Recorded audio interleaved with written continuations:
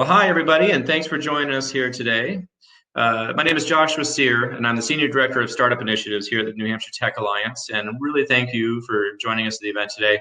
Also, a thank you to Dartmouth Hitchcock Health for sponsoring this series. This is a two-part series. We have the event this week. We also have an event, more workshop mode event slated for next week, and I'll email everybody that's registered here today about that event to remind you about that as well.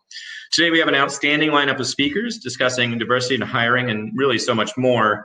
Before we begin though, really quick housekeeping, and I got a checklist I'm reading off here. So this event is being recorded, but the chat is not. And so what that means is you feel free to put whatever you want in the Q&A, and then when we're reading the Q&A at the end, we're gonna read out the question before it gets answered. Speaking of Q&A, on the right-hand side, you'll see an option link Q&A in white text. If you click on that, you can post a question right there. We probably hold most of the questions until the end of the event and try to cover them then because we have a lot of material to get through and might be answered partially in there. And also a reminder for you to stick around after the event if you want to chit chat with everybody. We'll go back to the tables and we can do a little bit of light networking there. And again, sign up for next week's workshop. And with that, let me go ahead and ask to come up to stage Loretta Brady. So Loretta, can you join me?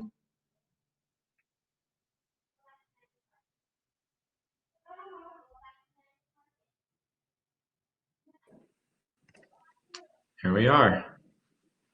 Hi, Josh. Thanks for joining. I want to say thank you for what I think was an introduction, but I heard none of it. Are you able to hear me? I can hear you just fine. You can hear me? So I'm going to proceed, although I can't hear anything right now. Well, I was able to hear earlier, so I think I just did something internally. I think you're ready for me to present. Yeah. Let's find out real quick. I'm going to post it in chat, and if anybody can write back in chat if you can hear something us. in the chat. All right, Crystal can hear us, Jack can hear us. I'm going to say we're a go. All right, take it away, Loretta. I'm going to drop off. Thank you.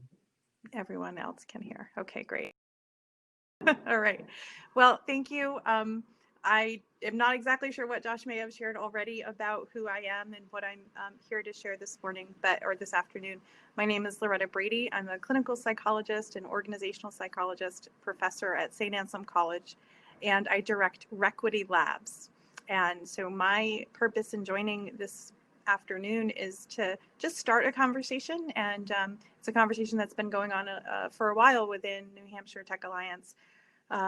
But in today's conversational context, I'm just wanting to kind of bring in a systems perspective around the overall concept of inclusion and diversity in technology, and really bring what I call an equity lens into the space and into the conversation. Fortunately, I'll be doing this in a very brief amount of time today because we have a lot of dynamic conversation to have together. And next week, we get a longer time together and a more kind of workshop-y approach to some of this work. Being able to kind of learn about concepts today, and then next week, really digging into how we can bring those back into the organizations that we're a part of. So I'm going to attempt to share my screen. I think when I do this, I will no longer be able to see what you're looking at, but let's see if this works. I think.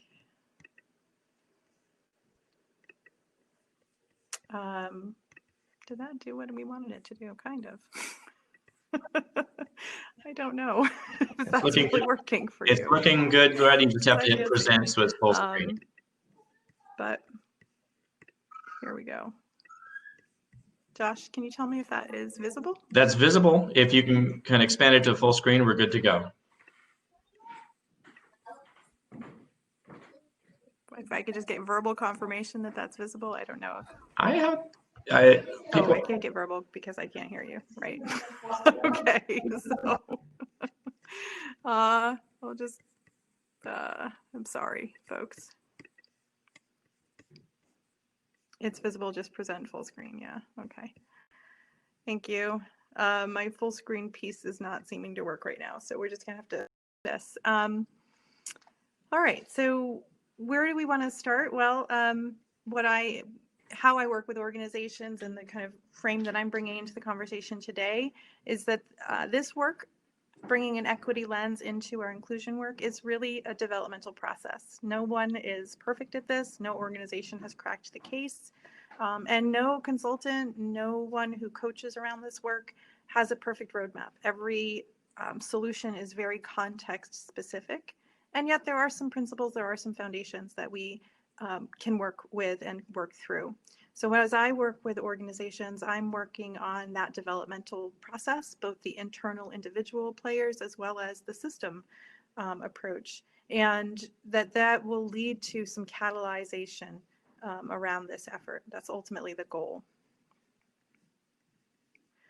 What that entails for organizations and for individual leaders is this combination of having to both learn and lead simultaneously, which can be pretty overwhelming. And if you have been part of an agile team, you understand iteration, transformation, often challenging projects and processes to navigate. And that's even when there's a common idea about what the outcome should look like. When it comes to issues of diversity, inclusion, and equity, there often are not commonalities around what the outcome should be looking like, or there isn't necessarily shared understanding of what's possible. So this is a lot of the work that has to be done. And while there is appropriate emphasis currently on individual contributors and the awareness that we as individual contributors might cultivate in ourselves around potential areas of bias, potential areas where we are letting ourselves fall short of our own performance goals because we're responding to someone else's expectations about us. Lots of ways that as individual contributors in an organization, we can seek to inform and change in order to improve diversity within our organizations and our efforts to be inclusive. But I also recognize, and the work that I often bring organizations towards, is recognizing that while individual contributors can and should be cultivating that capacity for themselves, we also have to understand that we are part of a system, and that system extends long before us and continues long after us.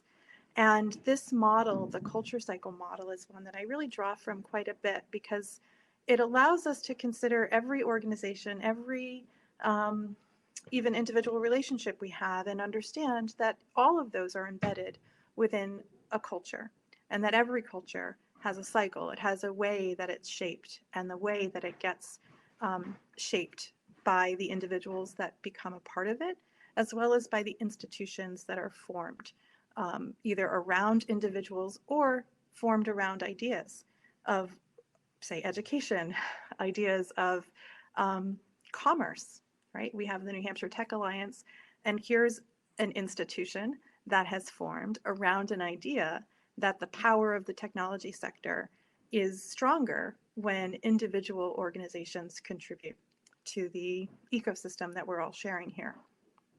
So this culture cycle model is one that I utilize a lot. And the way that we can bring it into our conversation today is to recognize that when we're talking about inclusion, which is really getting to these ideas of interactions that occur in the spaces that we inhabit, that those interactions set the stage for whether or not I experience being included. And also that the degree to which I experience inclusion is one that directly relates to my experience of social equity. Do I feel as though I'm part of a whole? Do I feel as though I have access to the resources and the opportunities that others around me may have? And I apologize for the noise above me. And then finally, we'll move over here to recognizing that these questions of do I feel a part of something, do I have access to resources, that these are easy questions to avoid, right? That we don't really like to poke and dig too much, particularly within our organizations, because we kind of get everyone can't always be happy. Everyone can't always feel that their idea is going to win the day. But instead of tackling how some of us feel that more often, or some of us might be more likely to have that experience, we sort of just chalk it up to business as usual, status quo. And building equity into inclusion work requires us to take a very different approach than how we have typically navigated this. rather than avoidance, and it's pretty messy. We need to move towards acknowledgement that there have been ways that we've fallen short, either as individual contributors or within our industries or within our institutions. And when we do that, we realize that there's lots of ways we can contribute to this work in ways that both correspond to our skill set as well as correspond to the particular levers within an organization that we actually are responsible for. So no one person and no one team could possibly do all of these activities, but all of these activities and the outcomes that they contribute to are what organizations need to position themselves for what's next as far as having an inclusive technology industry, one that is grounded in understanding equity. So I'll end with this idea that ultimately building equity into inclusion work is really about working together, learning how the preferences that the technology industry itself or our individual team or company, and the ways in which those preferences have unintentionally resulted in exclusion, right? So when we talk about inclusion and equity, we're not talking about explicitly excluding people for which there are legal protections against. We're talking about we think we're doing the right thing, but somehow we keep ending up the same, right?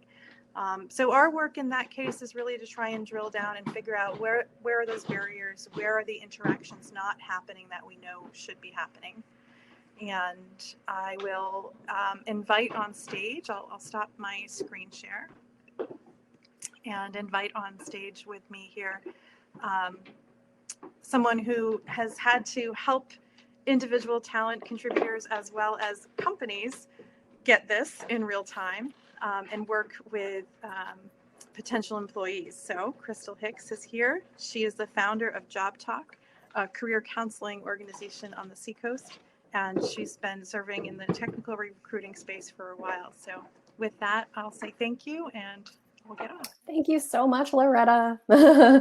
All right, excellent. And I commend your composure, because if someone started vacuuming while I was presenting on a live Zoom, I'd probably start sweating. So you handled that like a champ. So let me go ahead and share my screen here, and then I will give you a quick rundown of sort of who I am and what I'm all about.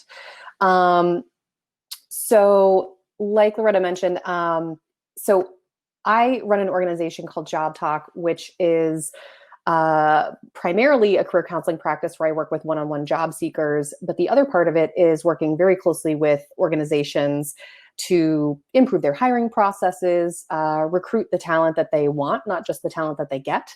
And jobs have been my job for about 12 years now. And I've worked at organizations that were very global, but not racially diverse, very global, yet not always the most inclusive.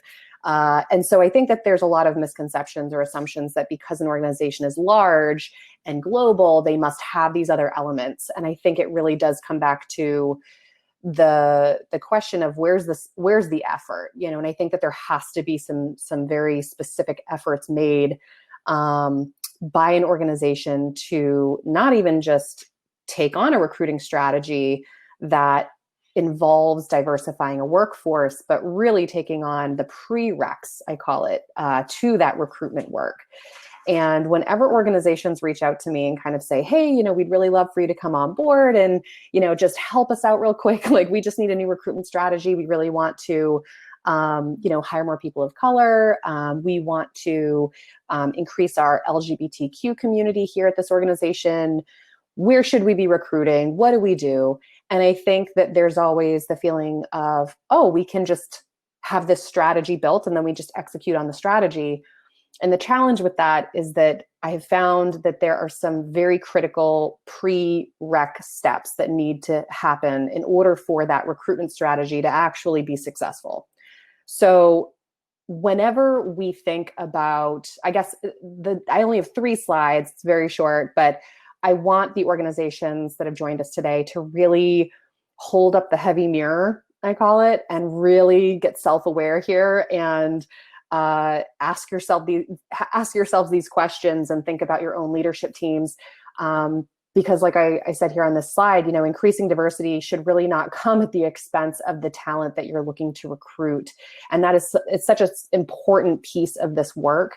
I think a lot of companies are very well intended, but because they don't do this pre-work and they don't put in the effort to truly create an inclusive culture on the outset of this work, they have the false assumptions that if they simply just hire more diverse folks, their culture will become more inclusive. And what that's doing is it's really putting the onus of that inclusive transformation on the shoulders of the people they're trying to hire, which is not correct and not right and will blow up in their face. And those people won't stay. And so I think it's not just a conversation about recruitment, it's a conversation about retainment and retention. So one of the things that I think everybody has to kind of stop and ask themselves when they're ready to do this work and they're ready to do the work in the right way, have you talked to your employees to really understand the blind spots or implicit bias that might exist in this environment? And I think as someone who's worked in a corporate HR department and overseen talent, I have had these conversations with everyone from CEOs all the way to, entry-level employees. And I found that these conversations weren't happening. And, I think that to Loretta's point, this work can't simply be done by one person or one department. And I really encourage people to look inward, talk to the various departments that are in your organization. Who are the decision makers that need to be a part of this conversation and part of this strategy work? And really asking, has there ever been feedback around discrimination at work? Have there been conversations or has there been noise in any departments about implicit bias or certain microaggressions or certain comments being made? And if so, what was ever done with that feedback or that commentary? What was the result of that? And so I think that it's really important to kind of start there and really figure out what does your foundation look like? The next question is, does leadership care about this issue?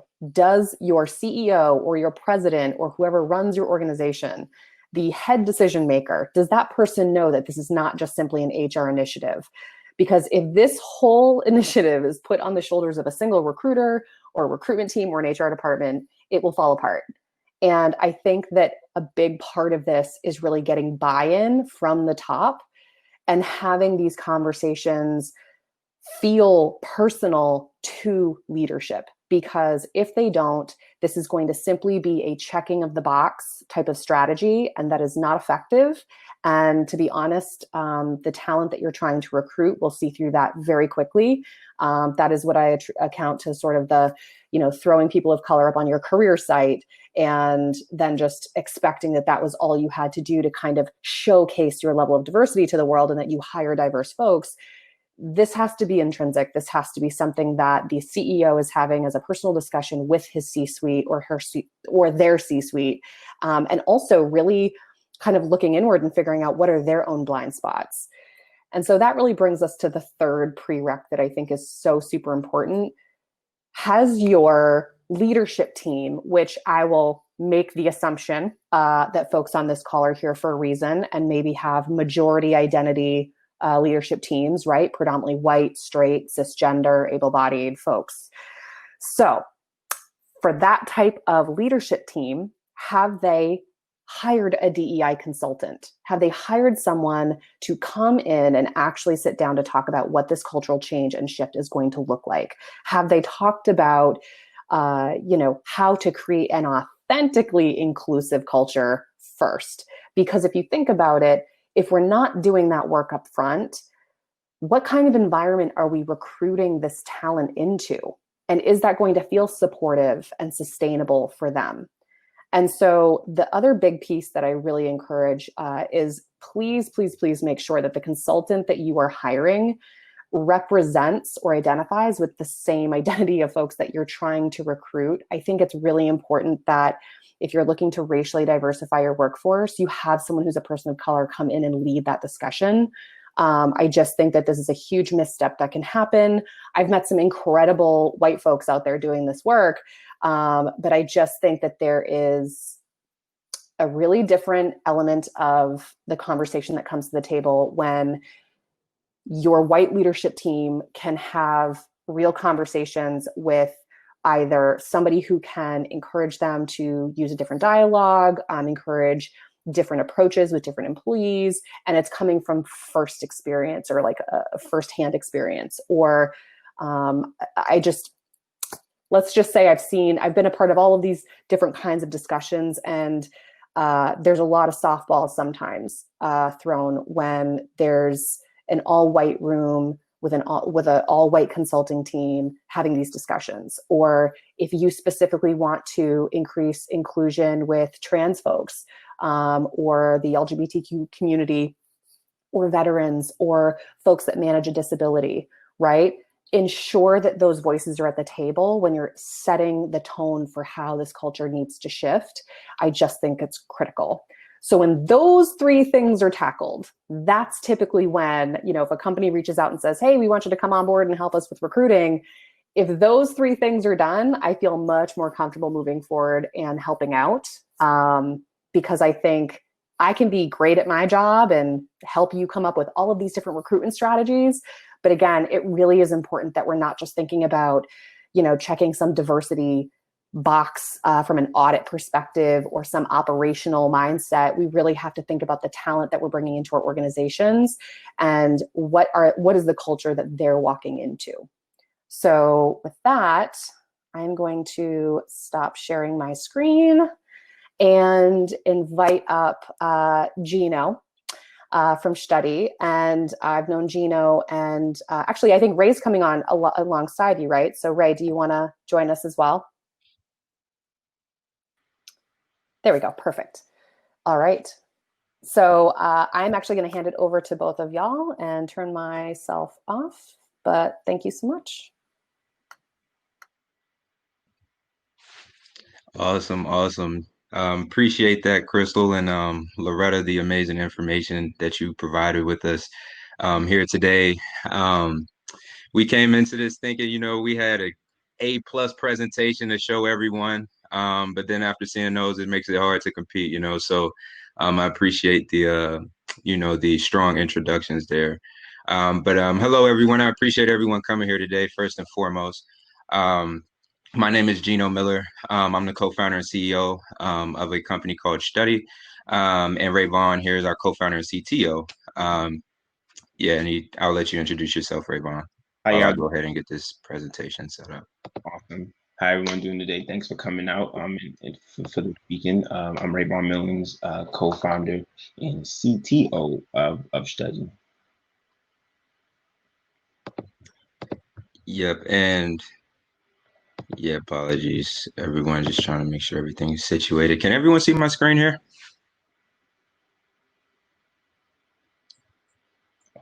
Yeah, we got you, Gino. Looks great. Awesome. So can you see me as well? Just want to make sure. Yep, everything's great. Awesome. Cool. So, like I was saying, we're the co-founders of Study. And what we do here is we help top tech companies, from Fortune 500 companies to high growth startups, really essentially hire the best Black, Latinx, and Native American talent for their workforces. More specifically, what Study is a way to connect top tech talent of color who are looking for and deserve great opportunities with employers who, number one, understand and are committed to improving their workplace and building a more diverse workforce for the long term.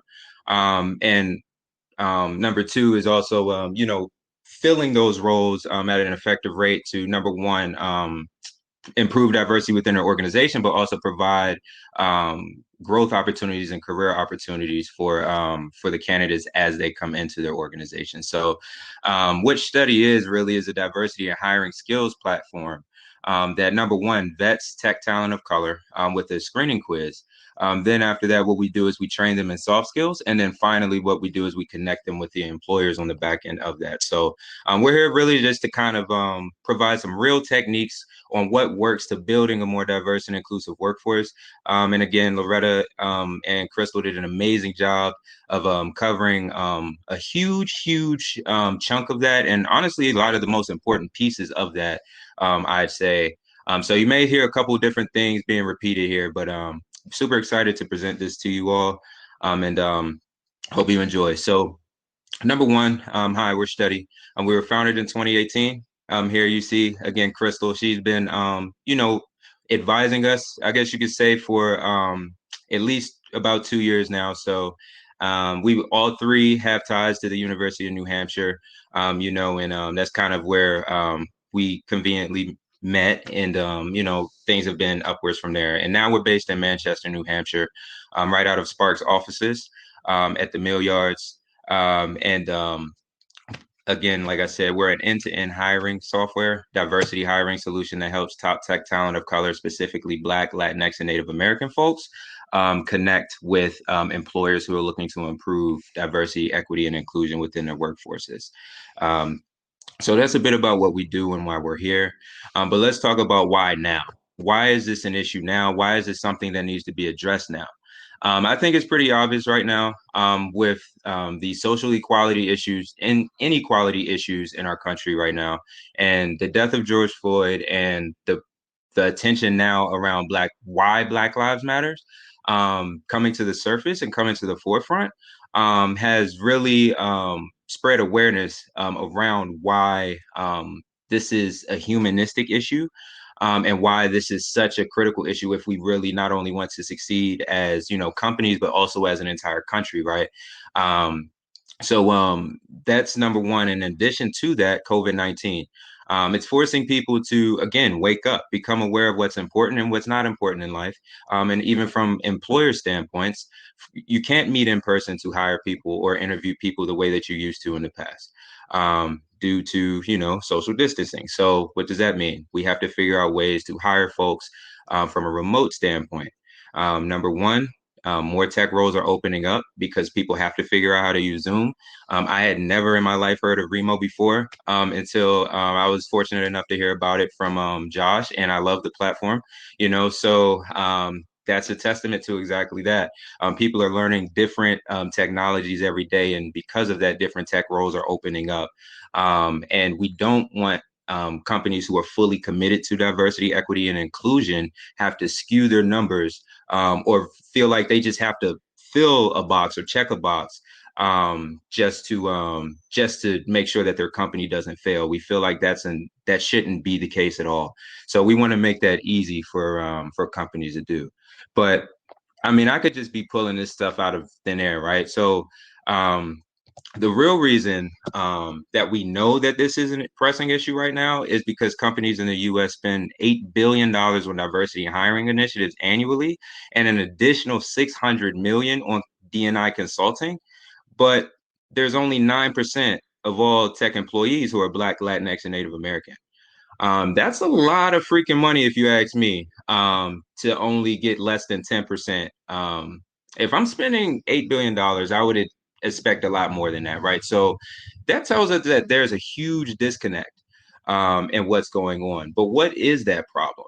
So this is where it kind of got fun for Ray Vaughn and I, and I'll make this brief so that because I want him to also be able to get a couple words in here. But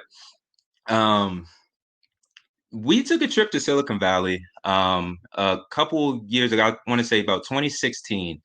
And this was because Ray Vaughn was an engineer, and he was always top of his classes.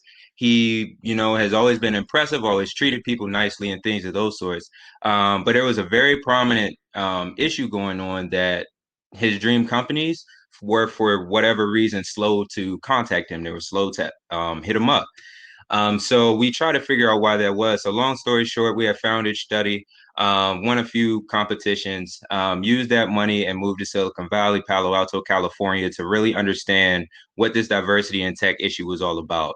And that's where we learned the problem is that the most innovative companies, they want to hire software engineering candidates of color, but they don't know where to find them. And when they do, they have to retain them, they have to train them. And a lot of times, like Crystal and Loretta hit on, they're white, so how do they communicate or even get in the same rooms a lot of times with people who are coming from a completely different community, right?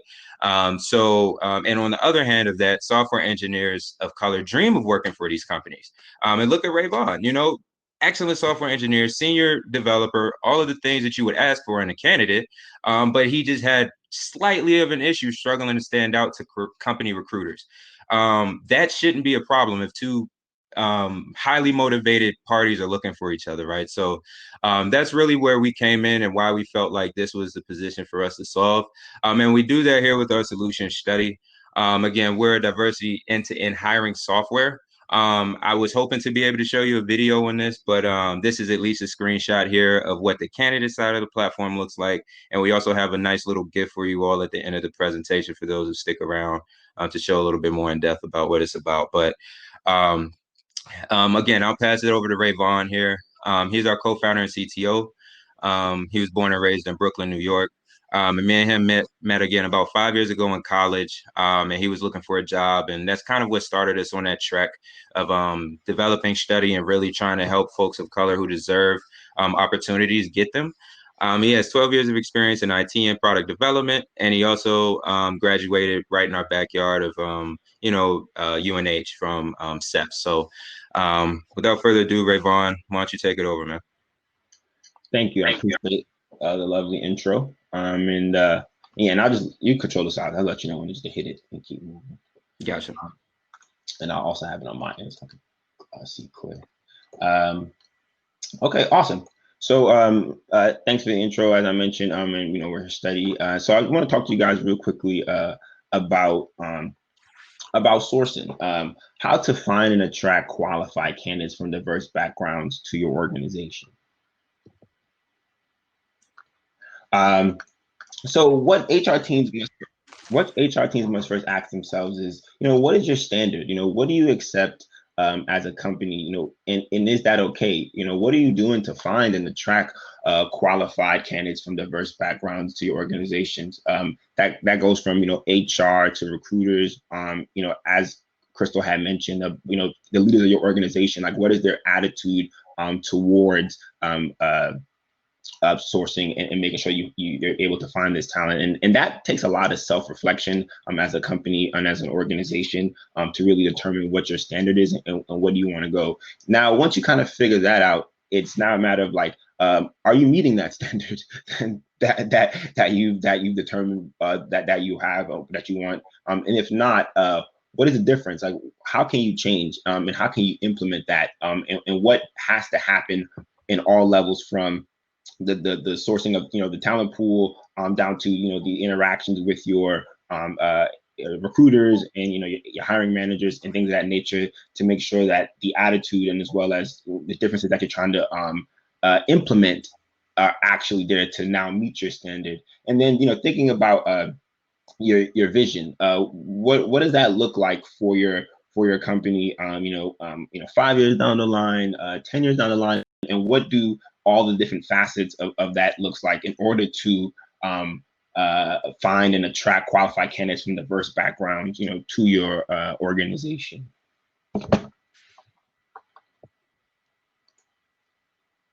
Thank you. So what do candidates want? Candidates, oops, sorry, the screen disappeared. But candidates want a career opportunity that allows them to cultivate their skills and opportunities for growth. This is very big. I interface with all the candidates on that come through the Study platform, and this is something that's super huge. Nobody wants to enter a place where it's dead end and they don't have an actual opportunity to grow and grow their skills. Everybody wants to learn and come in hungry to do so, especially when you're looked at a globally speaking, at a disadvantage. Candidates want to, want open and bold commitment to inclusivity throughout the organization. This is very big. Being a person of color in these spaces, I recognize that even in myself, that having that commitment, it really then shapes the attitude for not only myself, the managers hiring me, but the rest of the company, my employees, and understanding and recognizing that having more people of diverse backgrounds in here is not because of their skin color, but it's also due to the work that they put in. And candidates want to feel comfortable and welcome every day at work. That's super big. if the environment is not welcoming, people just don't want to be there. Eventually, might start recruiting themselves and eventually just, fading out to that company. And candidates also want, obvious display that the employer is committed to firmly standing on the commitment to diversity, especially in difficult social times. We've seen this a lot with companies now with the social unrest. Employees are looking to their companies to actually say stuff and actually stand on it, because you recognize that as a valued member, you do want to know that the people that you work for, you spend a lot of time with on a daily basis, actually care about you on a global scale, and not just outside of the work that you could produce for them. Next slide, please, Gene. And companies, so of course, companies want to hire top talent, regardless of dedication of background. That is overall goal to increase productivity, for a company standpoint, to increase your revenue and threshold. So they want to do these things, but as there's a disconnect. Companies want a talent pipeline that is consistent, that is consistently full of passive and active candidates. Want to always be able to find and source talent depending upon whatever need that may arise. That you have open roles from a company perspective, accomplish goals within the organization. That's how you move forward, and you need to actually tell people to do that and reap the bottom line benefits that come with a more diverse workforce. As I mentioned, we know that culturally speaking, what it brings, but also from a standpoint of output and revenue increase, which is studies have been done, and we know that at this point it's a fact of what a more diverse workforce brings.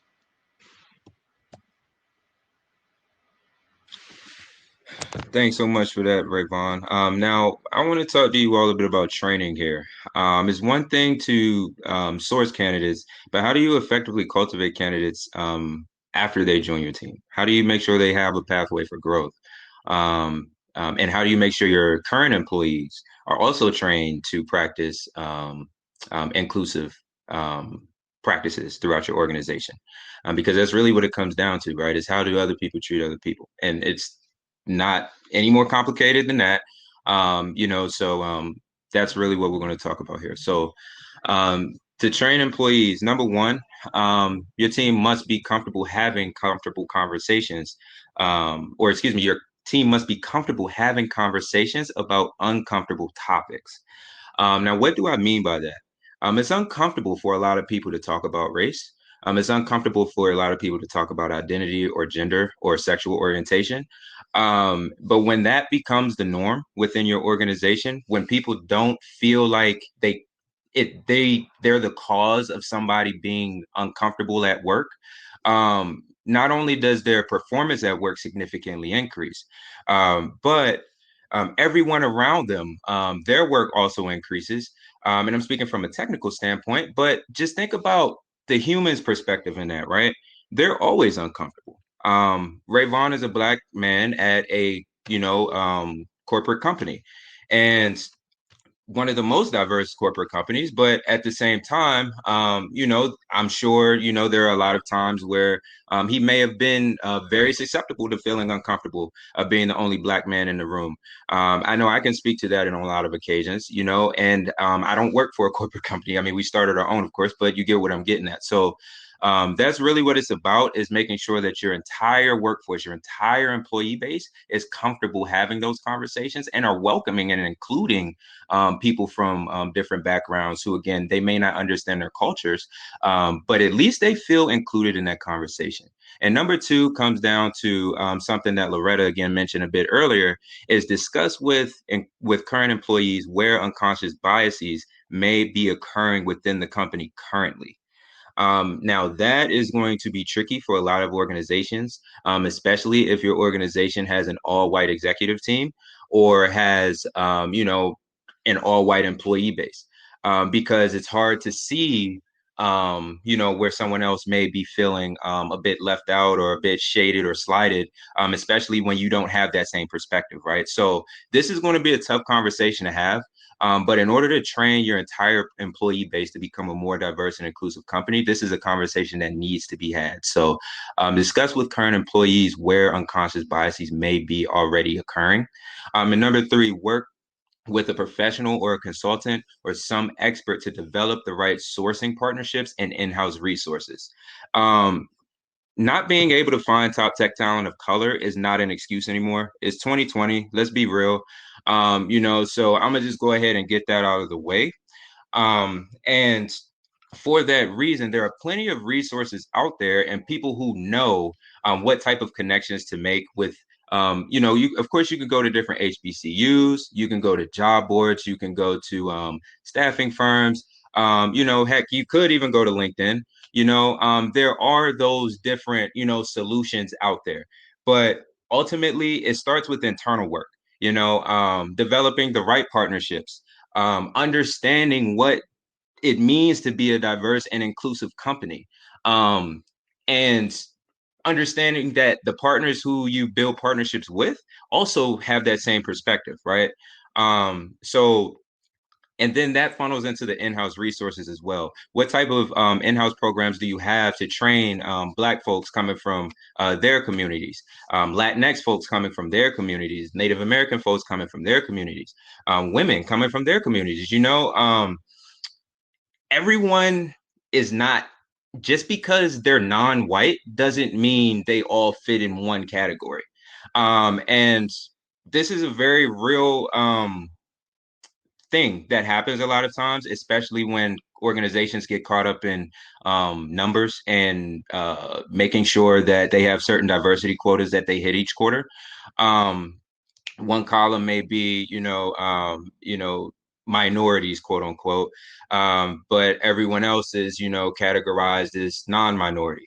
That doesn't tell you where the issues are lying for Black employees who may be underperforming, and Latinx employees who may be, doing an excellent job at their, at their tasks. So that's something to be very cognizant of. Everyone is not fit in the same category. So make sure those resources speak to the right crowds and they work. And next here, just real quickly, you also, number one, again, like we just talked about, but I want to further that, educate your employees on diversity. Encourage open dialogue around the entire year, make it the norm, make it a staple in your organization. And if any discriminatory acts come to surface, any microaggressions cross your desk, act on it immediately. Have a zero tolerance policy. That really does say a lot about your organization. It also sends a very silent but powerful ripple effect from the top down. When the head guy or the head lady doesn't tolerate that by any circumstances. So that's super powerful there. Teach your employees that diversity is something to celebrate, be happy about, embrace it, because it is. I dream of a day where diversity is no longer a term referring to an employee or a workforce, a company's workforce. It's just called a company, So that is the first step to getting to that point, is teaching your employees who are already there that it is something to celebrate. It is not something to, get bent out of shape about or be uncomfortable about. And then lastly here, establish benchmarks and metrics to measure improvement of employees over time. Again, that goes back to categorizing, Black, Latinx, Native Americans, women, folks from LGBTQ community, all in the same category as quote unquote. Doesn't work like that. People are people, right? So make sure those benchmarks align with that. Have a starting point, and have some barometer to measure progress over time. And above all else, create a pressure plan and stick to it. Now, what do I mean by a pressure plan? Right now, again, in our current times, but also in a workplace in general, there are always times where emotions are high. There are always times where, people may come into work and feel a bit off for the day. So just be very aware of that. And when that happens, a lot of times people stray from logic. People stray from the initial approach that they may have already put in place. So it's super important to have a strategy for when those times happen as well. It's part of the process of building a diverse and inclusive workforce. It's going to happen. So you have to be prepared for it and have to be ahead of the game and stick to it. And from there, I'll pass it back to Rayvon. Welcome back. So we want to touch on retaining, how to effectively retain candidates in your organization. Next slide. Yeah, and so real briefly, just so we all get a grounded understanding, employee retention, it's an effort by a business to maintain a working environment which supports current staff in remaining with the company. And this is important, and I want to kind of start there because the key word here to me is an effort. Recognizing that it is something that is done on the company side on the behalf to retain the employees, and that it's a working thing, and it's not something that you set up something one time and a process and like, all right, well, that's it. It's a continuous working effort on both ends to actually engage and actually retain the employee. So these are how to retain employees, and so these are 5 key items that that I think about when talking to companies, and even talking to candidates, and being in that particular space. And I feel like hiring the right people is like, it's like a real start. That sounds really basic, but it really does come back to HR and sourcing, and making sure that the interview process and the questions go beyond surface level. You can have the right environment that you want to set up, but if you're not hiring the right people that you deem a proper fit for your company and your overall culture, then I think it starts it off on a bad particular foot. So you definitely want to focus and make sure that particular process before you actually hire them and coming into that actually nails what you are looking for, and not just trying to fill somebody and keep it surface level, but you actually are conducting a real assessment to make sure that they fit in, that they feel like the right person for that particular role. Shaping their growth and development. This is very, very, very, very big. As I mentioned in the sourcing part, what candidates want, everybody wants the ability to grow. So being able to shape their growth, not only development, not from only a technical standpoint, but also professional development. Speaking about how to communicate or biases or unconscious bias, and being able to really allow the person to grow on many levels outside of just moving to a next role or learning a new technical skill. And if everybody's doing this, then everybody can be at a new level and also be more T-shaped as they go along. Appreciating your employees. Appreciation comes in all different facets. That goes from praise, recognition. That goes to proper employee benefits package that's competitive. Also goes to pay as well. These are all different ways to show appreciation to folks, and I feel like this is very, very, very important because if you're doing a lot of work and you feel like you're really pulling weight and doing more, and nobody ever says anything about it, you feel unappreciated. You feel like, well, what am I doing? Just goes unnoticed, and that eventually starts to have people want to get wondering eyes, like do I go somewhere else? Do I do it that I do feel appreciated, and that my talents are respected, and I am being held and moved and progressed with my peers in that regard. And encouraging open communication. Gino talked about communication. A lot of people talk about communication.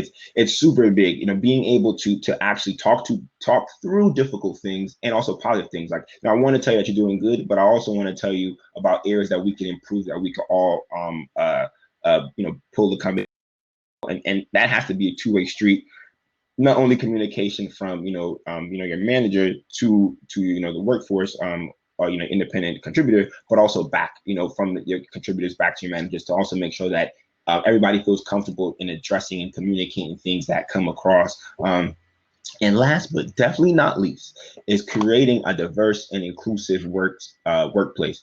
This is like this is very big. You can have all the other things, but if the environment is not conducive to inclusivity, and promoting and respecting different people from different backgrounds, then like it's all in shambles. And what you'll realize is you'll start to look at your company and realize that the demographic is now only in one way, because it's not open to the diversity and inclusivity, whether that be gender, sexual orientation, or a race based, right? Or so recognizing that we have to really have an inclusive workplace. So when you put all these 5 things together, I feel like this pie ends up creating what we talk about as your culture, your work culture, and how all these things fit together to provide a positive place for everybody to succeed and thrive in and want to continue to work there. But not only that, want to bring other people there as well, and to vouch for the working environment. And that's how you get that ripple effect in maintaining employees and retention.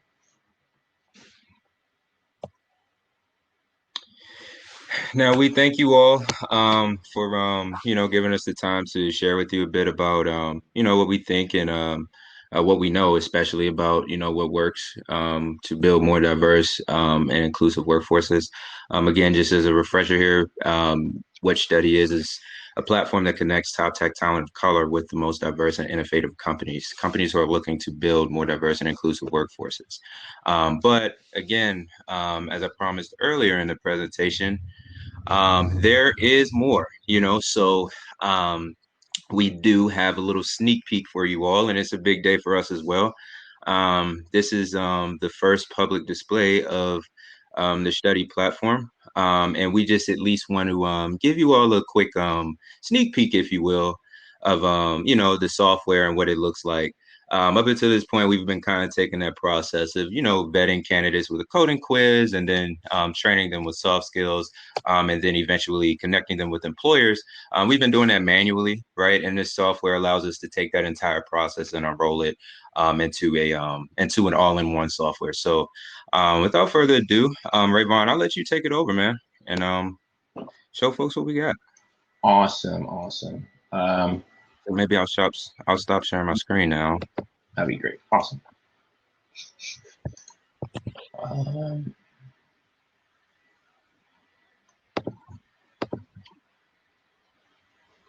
Yeah, let me know when you could see this. Can you see this? See it perfectly. Okay, awesome. Okay, great. So as mentioned, this is we had quickly flashed an image of the candidate side, and this is the recruiter company portion. And just to start off, Study is the only end-to-end hiring diversity solution that allows you to book intro calls, manage your talent pipeline, book interviews, and track hires for candidates of color all in one place. And I'm going to log in and continue. Let's not save this password here. So once you log in, you're met with your dashboard. This is very important. The metrics on here, we want to make sure that it allowed quick and actionable items. The roles that you have, candidates in your pipeline, people that you're hiring, your interview requests, and things of that nature. So this is also very important for us to allow a place for you to kind of come in and quickly see what's been happening in the system with your folks, while you were away. Now, once you press this hire talent button, it then takes us to the ability to add our open role. This is what you would typically call your job role, your job rec, and you can start filling this out. So let me just quickly put some things together here. And from here, it allows you to choose what kind of person you're looking for, and engineers, how many people you want to hire, your salary, and different things of that nature. I'm just going to type something in here. From this point on, you create your role, and now you could then start adding talent. Which is now really the fun part for recruiters and stuff, was the actual looking and sourcing of said talent. Before we move on, we want to show that from here, you could then filter through the search pool and start clicking on, all these different filters to start kind of getgetting along and making it easy to then find people you're looking for, location-based, whether that be career path and different skills that they might have. Quickly here, let me just give an example of what this will look like. So when you kind of click on a candidate, you're able to see the information about them, who they are, their work history and education. And from there, you could add the candidate. You can add a candidate and go forward. So let me just quickly show you this filter. I'm going to add this person to the role that I just created in front of you guys. And now once that candidate is added to my role, I can now go back to the role and look at different roles that I have and also see who's in it and review the talent that's in this. This is the particular person I just added, as we see here, the person that I just added to the role. And now the next really great part is now comes the engagement. Engaging with the candidates and starting that process is now really where a lot of the things kind of take over. So from study, we wanted to make the initial engagements and portion, easy and quick, especially when you're dealing with a lot of different candidates. So from here, you could request a phone call. This is sent out to the candidate, and we want to make sure that everything is intentional as you click across. What I'll do is I'll quickly flash over to a public email that I have and to show you what that looks like. So a request comes in. And what it has is the pertinent information to that role. Everything that I just filled out, what's the role is, the title, the money, where's the company located, everything about my company, the perks that I offer. And this is really just to give the initial information to a candidate to get them interested in that role, to want to have that initial touch point and conversation. From there on, the candidate will accept the interview. As Gina mentioned, you can see some things we haven't shown off yet. From there, they could propose time slots and different things of that nature that they want for interviewing. That they want It's 2 at 10 p.m. 2 times at 10 p.m. Oh, sorry. Yeah. That they want for that initial meeting and kind of moving forward from there. Now, once that kind of takes place, the talent then ends up moving to your pipeline. And from here in your pipeline, you're able to see that this particular candidate ended up responding, a la me. I could then confirm the time that was listed here, and I'll do that. And I just want to walk this through. Now, once that ends up happening, the candidate then is moved on to my my current process, in which be the phone screening. For us, it's very important for us to limit unconscious bias from folks. So we keep people's names, their identities hidden up until they then decide that they want to interface with a company. And even before that, we wait a little bit to then reveal people's information, like email and phone numbers. We want everybody to feel comfortable to search for a new career and not feel like their current employer might hold them back, but also not feel like where they are and who they are and what they look like and what they identify as is a barrier to what they want to achieve moving forward.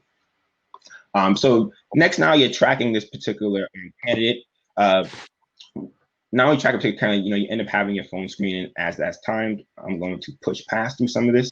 And what's important to us is that we recognize companies have a very everybody's process is different. Some people have 2 process, some people have 2 rounds, 3 rounds, 4. Other people have many different rounds that they want to move candidates through. So what we definitely allow with people to free flow and move people through. If you spoke to this person and you had a phone screen and you're like, this is great, I just want to offer them, I just want to move people to offers, you could do that. If you want to continue to move them through and be able to schedule more meetings and go through your process, you could do that as well.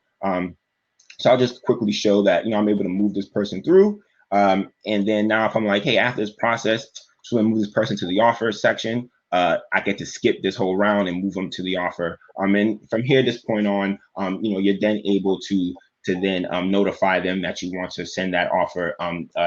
You could, customize that and send that through. And then from there, and they could accept or decline on the job offer, all from the system. And you could also, port that back over to your system as well. But this is the the company side and the recruiter side of studying. When you're finally done, you can hire them, and it's done.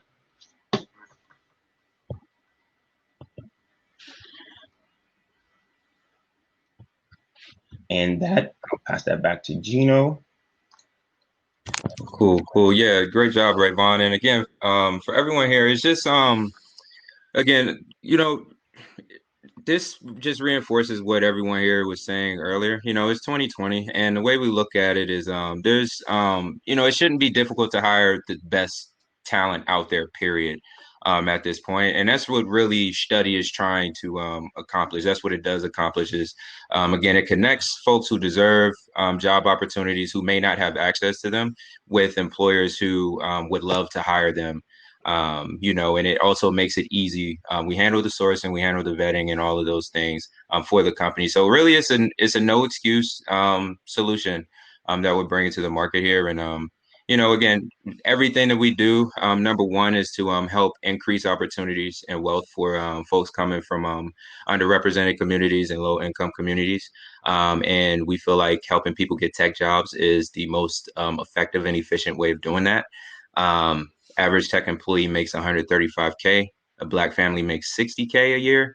And a Latin X family makes around $68K a year. Hispanic family, correct me if I think it's $68K a year, roughly. But either way, if you combine both of those numbers, it's still less than the average tech position, right? So you can kind of do some math around that. And we feel like providing a solution like this makes it easy to not only save folks' lives, but also future generations moving forward. So again, we appreciate you all's time.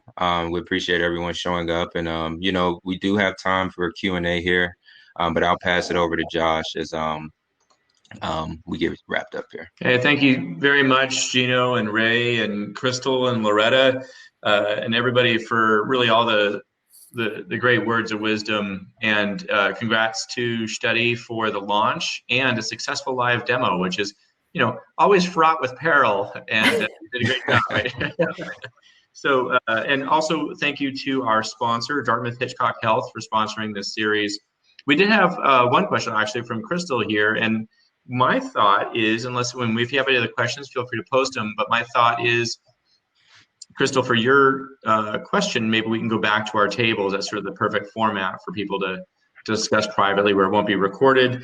And Crystal's question for our audience today, which I think could probably extend into next week, is how would you grade your current organization's effort in this space at this moment? And so, that's something for us all to mull over. And I imagine if you're here, you've got some opinions about that already.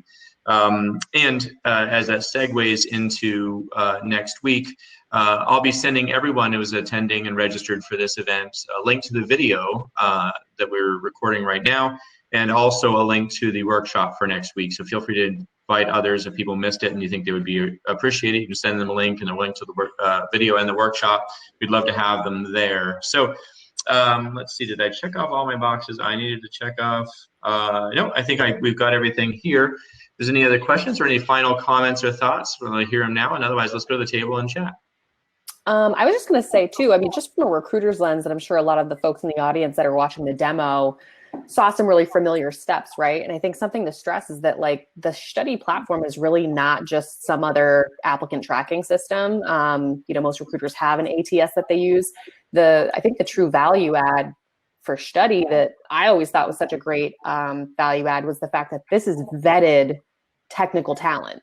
You're getting vetted tech talent.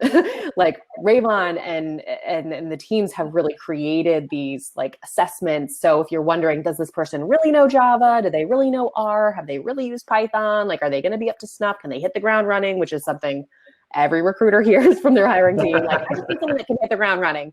And I think that this is what makes this talent pool that Study offers so unique, is that it's vetted.